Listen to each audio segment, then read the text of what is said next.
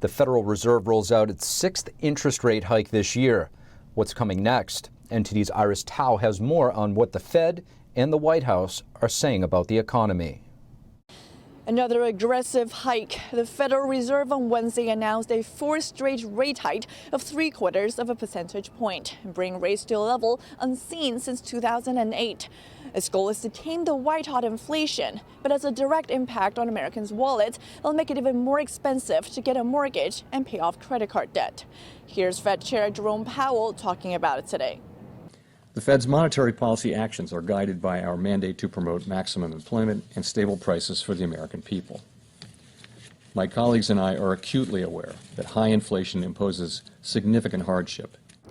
And now the big question is, when will this end? Here's what Powell said. It's very premature, in my view, to think about or be talking about pausing our rate hike. We have a ways to go. And another big question is recession. In other words, what's the likelihood of a soft landing in which rate hikes do not lead to a recession? Powell said this. Has it narrowed? Yes. Is it still possible? Yes. I would say the path has narrowed over the course of the last year, really. And on the politics side, some Senate Democrats sent a letter this week urging the Fed to stop hiking rates to avoid a recession.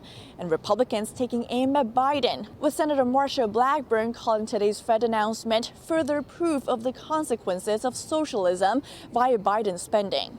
Meanwhile, right after the Fed announcement, President Biden held the job market at a White House event while saying this about the economy. Inflation is still hurting people. But we're making real progress. I've been more optimistic about the future than I ever have been. Ever in my career, I've been more optimistic than today.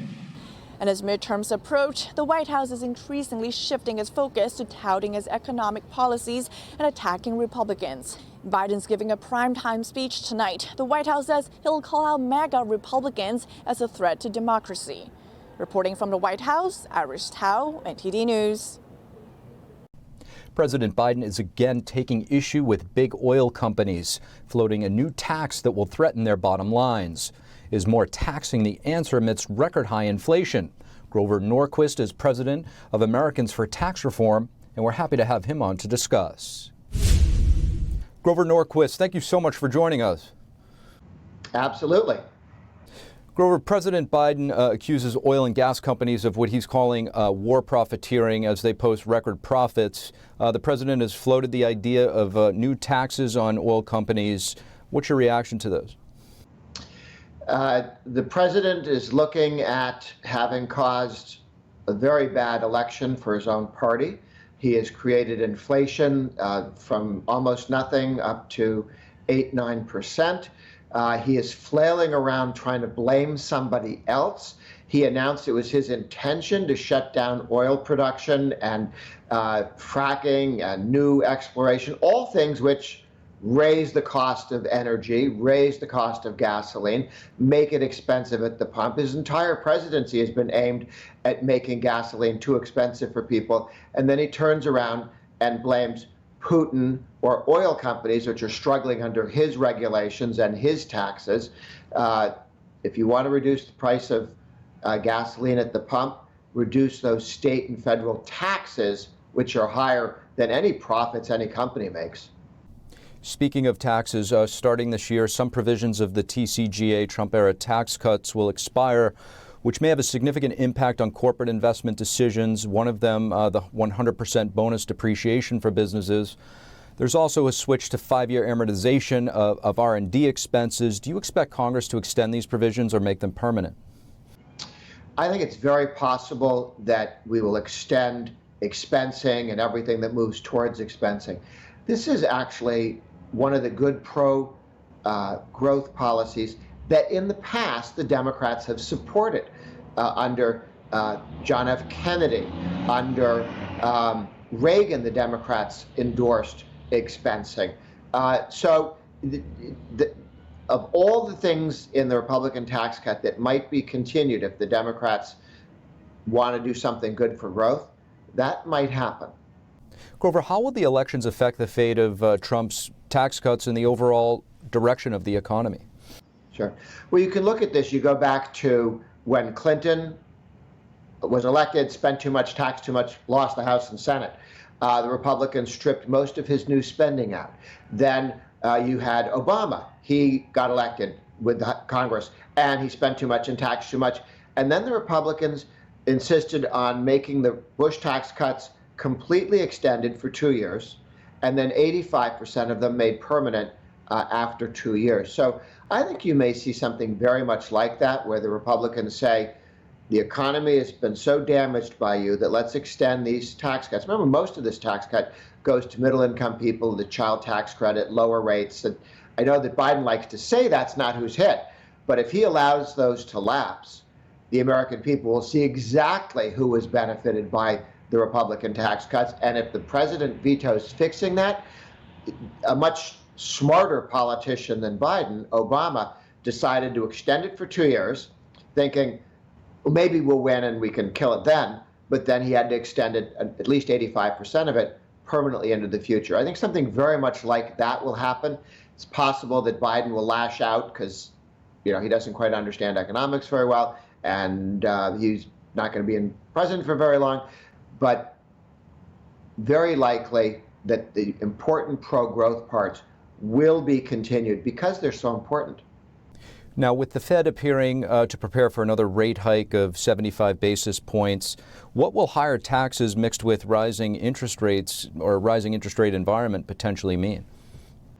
Well, it's very bad for the economy. It's very bad for growth. It's bad for the stock market. We have a lot of mistakes that the Democrats made, or not mistakes, they did it on purpose. The taxes on energy, the taxes on investment, the things that make your 401k and IRA smaller. What Biden and the Democrats, and every single Democrat voted with him, so it's not just Biden doing this, but the entire Democrat Party in the House and Senate voted to make your 401k and IRA smaller, your life savings. That's 58% of Americans have had their life savings damaged by the Democratic Party just in 2 years. In 2 years, they've done that. They've done the same thing to the cost of gasoline and home heating oil for every American.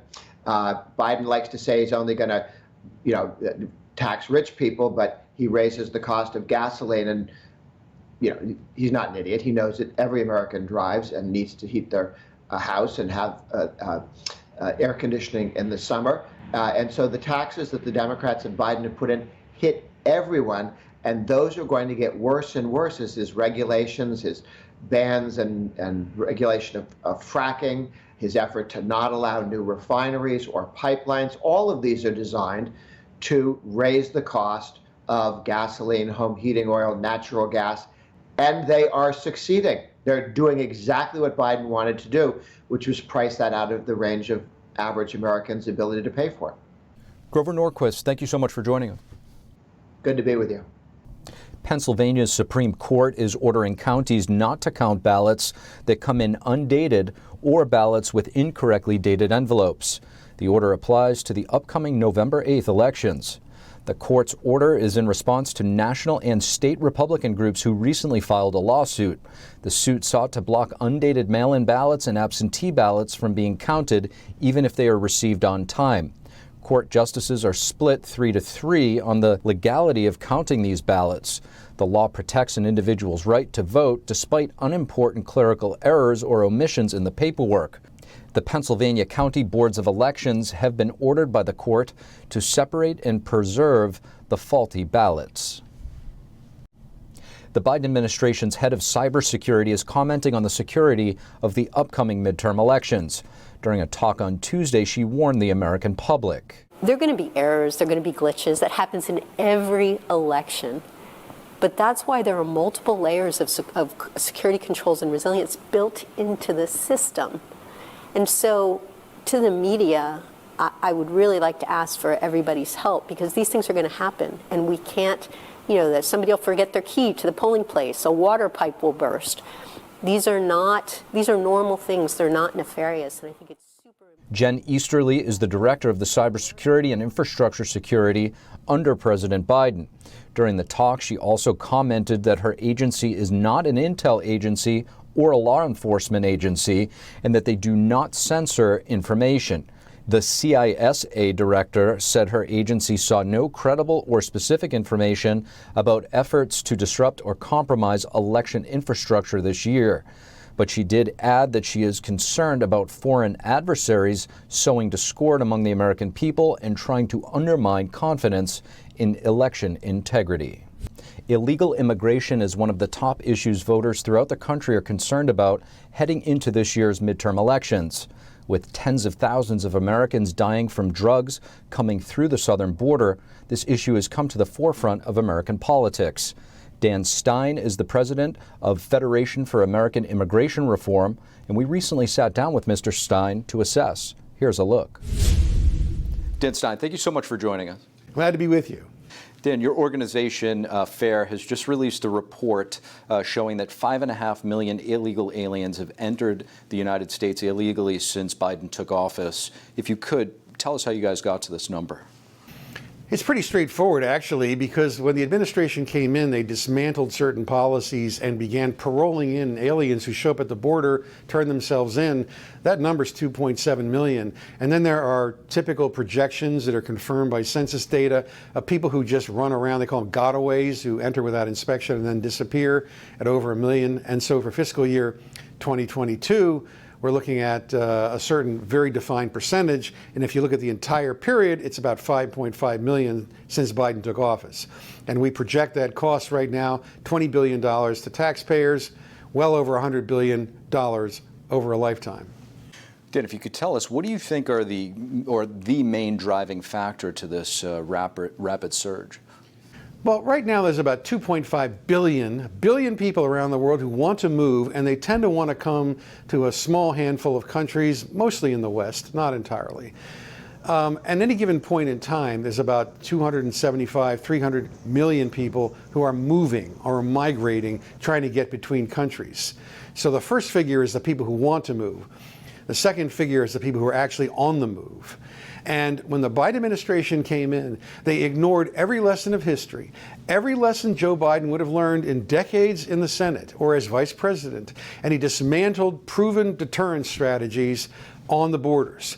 He essentially said, we're going to accommodate illegal immigration by using parole. Congress's parole is limited use, case by case. Biden said, I don't care what the law says, they're all going to get paroled in. That means they're going to be let into the country for years, until their hearing comes up, which may or may not ever happen. As a result of that, we have millions of people here now in legal limbo waiting for a hearing who will probably never be deported or removed. Biden knows this. Why are they doing it? Because they think Congress will eventually pass a mass amnesty. Why do they want a mass amnesty? Because the data show that the left believes that they will vote progressive. People of color, they believe, will vote progressive, meaning for the far left of the Democratic Party. So Biden has ramped up illegal immigration in order to improve the long-term prospects for the Democrat Party. It's corruption, plain and simple. Yeah, I mean, you put it so plainly, but when you see what's happening on the border, there's really no other way to explain keeping the border open with so much, taking place there.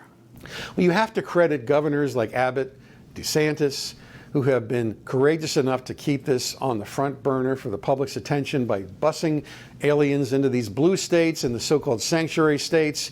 You know, the sanctuary states, the Democrats, they go, give us your huddled masses, but not too many huddled masses. Actually, we have to provide schools, housing, education for folks who've never paid a dime in taxes, and there's apparently a limit to their beneficence. But, Abbott, they said, look, we're not going to take all these people ourselves. Beyond that, it is so fundamentally morally wrong. Ronald Reagan said a nation without borders is not a nation. Throughout history, nations that lose control of borders lose their sovereignty and lose control of their destiny. It is unhealthy for the American people who are seeing, in a sense, the way in which illegal immigration sustained makes poverty compulsory for a very large percent of the most vulnerable Americans out there. Whether it's housing costs, reduced wages, or wage stagnation, the failure to introduce robotics and AI in the labor force and innovate. There are whole reasons why today's immigration policies simply don't make sense for a post-industrial information superpower.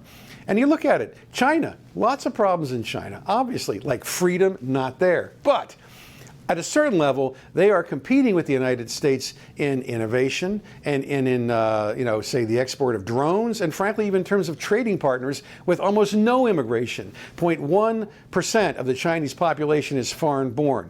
Right now, we're at 15%, and it's growing, all-time historic high. So in a sense, Biden is simply saying, I'm going to not care what the American people think or what its impacts are. I'm just going to continue to let this tyranny of adhocracy, this chaos and this corruption continue until basically the voters say, we're done with you. Dan Stein, thank you so much. Thank you.